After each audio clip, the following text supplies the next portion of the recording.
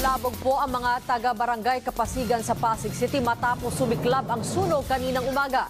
Mahigit 100 pamilya ang nawalan ng tirahan. Nagpapatrol, Rafael Bosano. Mula sa himpapawid, kita ang makapal na usok at malaking apoy na lumamon sa residential area sa barangay Kapasigan, Pasig City kaninang umaga.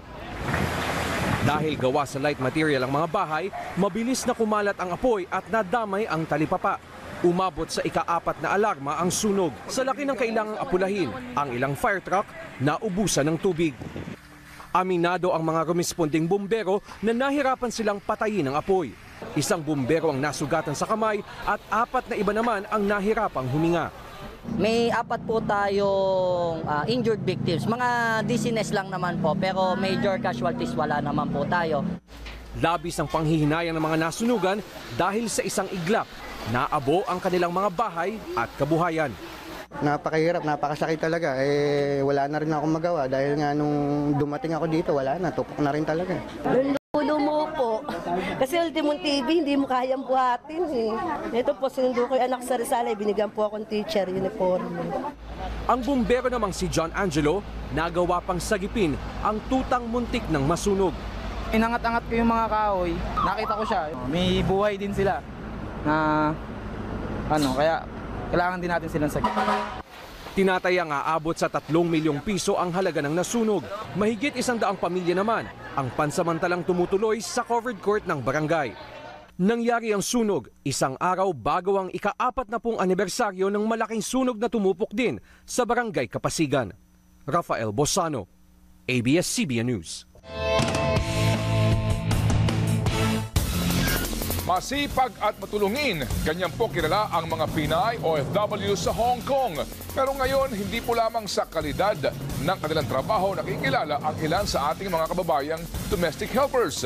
Dahil gumagawa rin sila ngayon ng pangalan sa larangan po naman ng sports. Exclusive na Papatrol, DJ Manotong. Hindi biro ang maging isang OFW. Nakikipagsapalaran sa ibang bansa para maiahon ng pamilya sa Pilipinas. Sa hirap ng trabaho araw-araw, ang kanilang day off ang tanging panahon para magpahinga at mag-relax. Pero kakaiba ang grupo ni na Josie Arimas na kada linggo ay naglalaro at nag-ensayo bilang isang professional cricket team.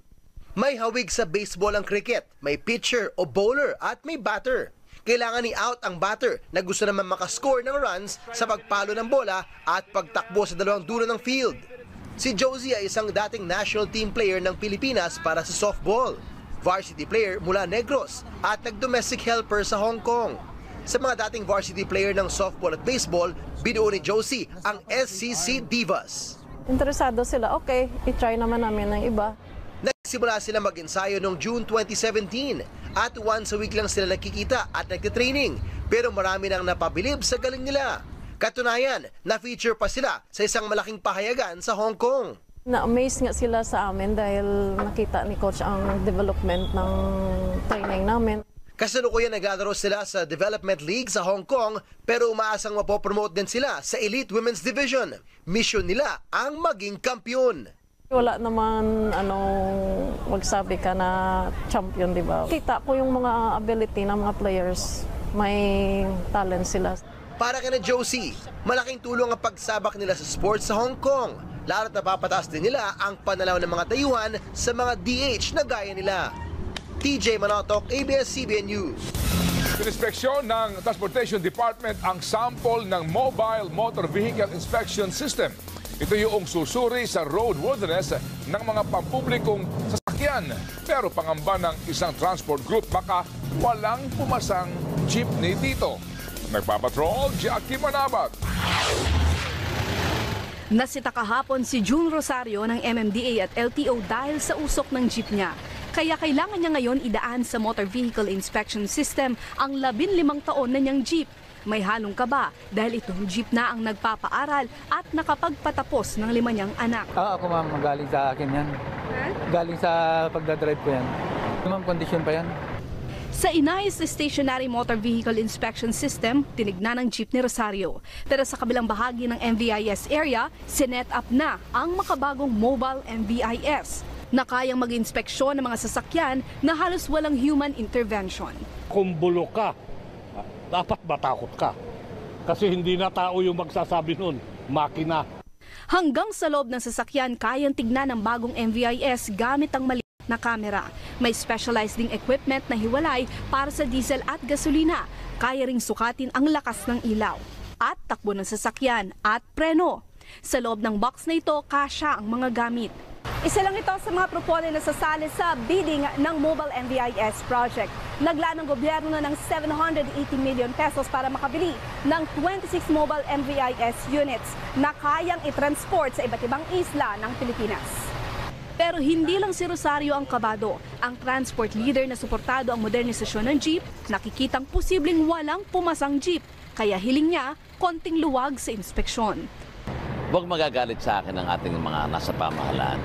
Walang papasang jeep dito. Siguruhin lang ho natin sapagkat desidido ang ating pamahalaan, ang LTO, na dumaan tayo sa masusing MVIS. 3 taon naman daw ang ibibigay na transitory period sa mga jeepney driver bago sila tuluyang i-require na bumili ng modernong jeep. Kahit luma, hindi naman natin pinag-usapan yung taon. Basta roadworthy, papayagan po natin bumaybay. Sa unang quarter ng taon, inaasahang madidistribute na ang mga unit ng MVIS. Jackie Manabat, ABS-CBN News.